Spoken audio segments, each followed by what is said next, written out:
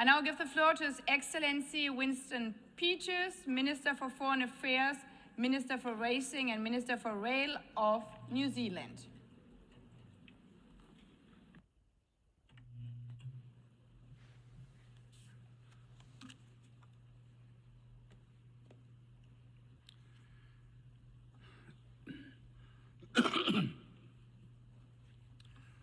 Madam President, 12 months ago, when delivering New Zealand's national statement, we said that never has it been more apparent just how much political leadership is required to respond to the international challenges we face.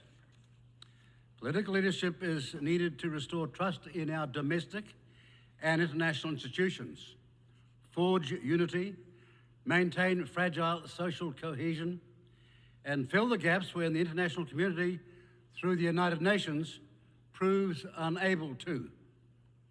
Traversing events during the past year, that leadership gap has only grown. The international order that has sustained peace for the past 80 years stands on the precipice of breaking down. The shift in the international order from rules to power continues its malignant path, while the Security Council is effectively paralysed on many of the acute geopolitical challenges it faces. This inability to act, largely a product of the veto power by the Permanent Five, impacts deeply on perceptions of the United Nations' broader legitimacy. And for a small state like New Zealand, whose security and prosperity for the past 80 years has relied on a functioning multilateral system, the erosion of that system is hugely troubling and costly.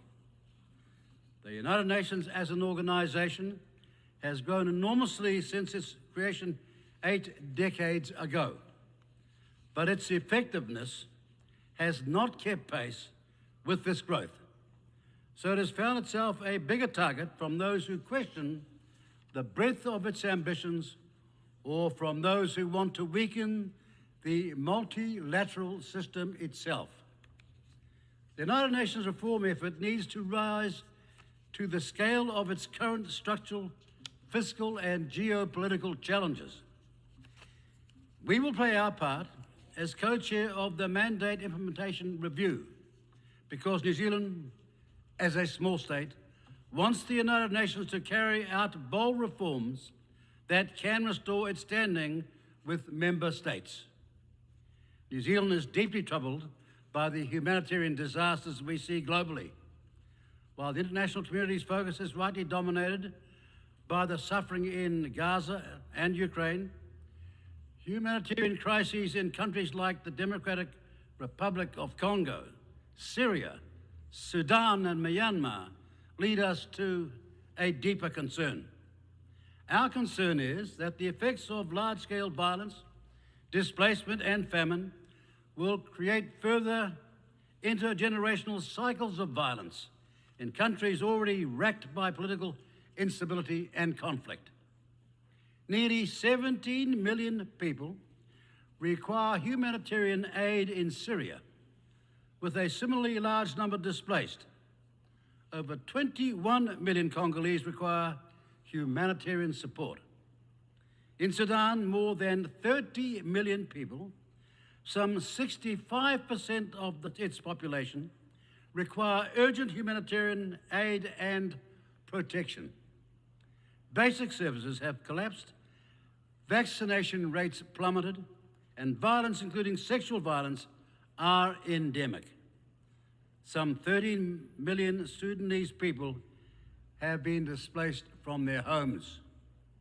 In Myanmar, over 3.5 million people are internally displaced and 22 million in need of humanitarian assistance, making it the worst humanitarian crisis in Southeast Asia. These bold numbers are shocking to contemplate, because they say that in too many places, our shared humanity is held in contempt or worse. We need leadership, that creates possibilities, not extinguishes them. Leadership that persuades rather than controls. And leadership that appeals to our better angels, not our worst instincts. We most of all need leadership that meets the common desire for shelter, sustenance, to live in peace, feel secure, and to live with the hope that their children will flourish. Most of all, we need leadership that is courageous. It was courageous leadership that saw Egyptian President Anwar Sadat address the Israeli Knesset in Jerusalem in November of 1977 to extol peace. Sadat would pay the ultimate sacrifice for his courage, but his country and Israel have benefited from his courage in the decades since. In that speech, Sadat said, and I quote, "The struggle which took us from war to war, from victims to more victims, until you and we have today reached the edge of a horrible abyss and a terrifying disaster, unless together we seize this opportunity today of a durable peace based on justice." End of quotes.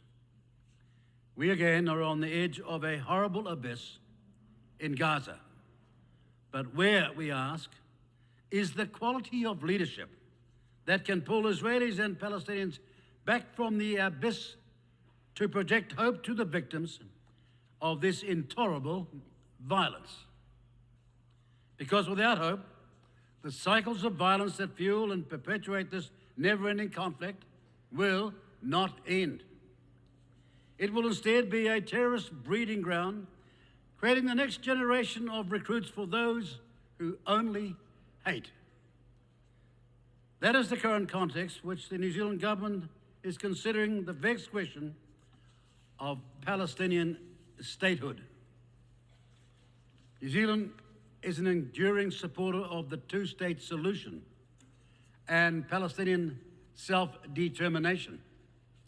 Our long-standing policy is that Palestinian state recognition is a matter of when, not if. Now, we noted the announcements by some countries in July and August that they intended to recognize Palestinian statehood this week, now confirmed. We have also closely observed the Israeli government's actions in Gaza and on the West Bank following these earlier announcements. And we have listened carefully to the arguments made earlier this week at the Two-State Solution Conference. Palestinian statehood recognition is, however, uniquely complicated given it is embedded in a seemingly intractable, never-ending conflict situation. Very few New Zealanders can recall any period of sustainable peace in the Middle East during their lifetimes. And while New Zealand is furthest away from that conflict in the Middle East, we also acknowledge the strongly held views people have about it. New Zealanders were appalled by the barbarity of Hamas' attack on Israel citizens on October 7, 2023. The worst massacre in Israel's history, and Hamas have no plan and no place in any future Palestinian state. They know only hate. Today, nearly 2 years on from the horror inflicted that day, including the continued holding of Israeli hostages by Hamas, we are shocked to our core by harrowing images of famine in Gaza. We are also revolted by what can only be described as a grossly disproportionate response from the Israeli government. However, there's an old saying about a musical instrument that sums up well the vexed question of Palestinian statehood recognition. If the string is too tight, it will snap. But if it is too loose, the instrument will not play. Those countries who hope their earlier signaling of Palestinian statehood recognition would protect and promote the two-state solution have instead seen the Israeli government snap and continue its widely condemned military actions in Gaza, while continuing to develop illegal settlements on the West Bank in defiance of international law. The New Zealand government agrees with the ends sought by partners and acknowledges their good intentions. We commend to the leadership efforts of those countries trying to bring an end to the violence through their diplomatic efforts. We desperately want diplomacy to succeed, and we believe it is those countries with leverage who are most likely to achieve a breakthrough that would show global leadership. However, we do not believe that the current situation represents the last or even best chance to preserve the two-state solution. Rather, we think a future situation when Israeli and Palestinian political leadership is an asset, not a liability, and where other situational variables have shifted the current calculus away from conflict and towards peace, would be more conducive for recognizing Palestinian statehood. Therein lies our dilemma over any decision to recognize Palestinian statehood now, because statehood recognition is an instrument for peace. As an instrument for peace, also does not play, because there are no fully legitimate and viable state of Palestine to recognize. Palestine does not fully meet the accepted criteria for a state, as it does not fully control its own territory or population. There is also no obvious link between more of the international community recognizing the state of Palestine and the aimed objective of protecting the two-state solution. Indeed, what we have observed since partners' pronouncements reveals that recognizing Palestine now will likely prove counterproductive.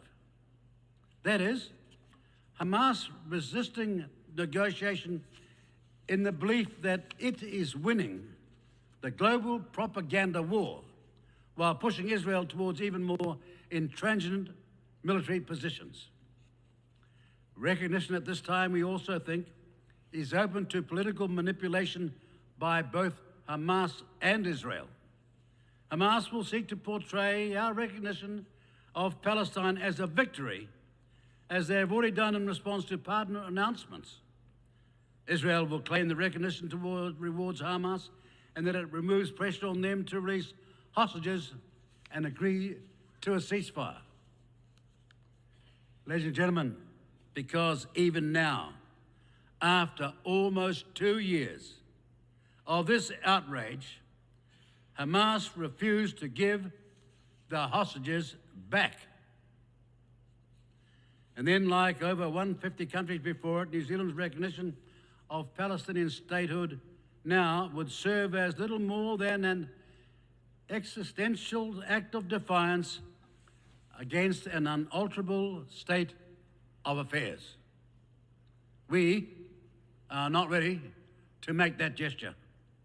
Rather, the New Zealand government believes that it has one opportunity to recognise Palestinian statehood, and it would make better sense to do so when conditions offer greater prospects for peace and negotiation than at present.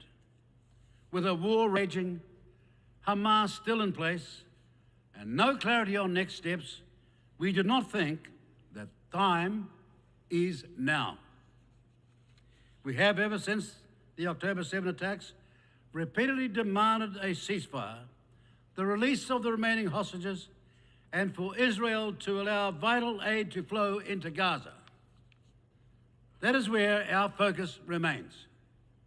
To that end, today, the New Zealand government announces a further significant financial contribution to support the humanitarian crisis in Gaza.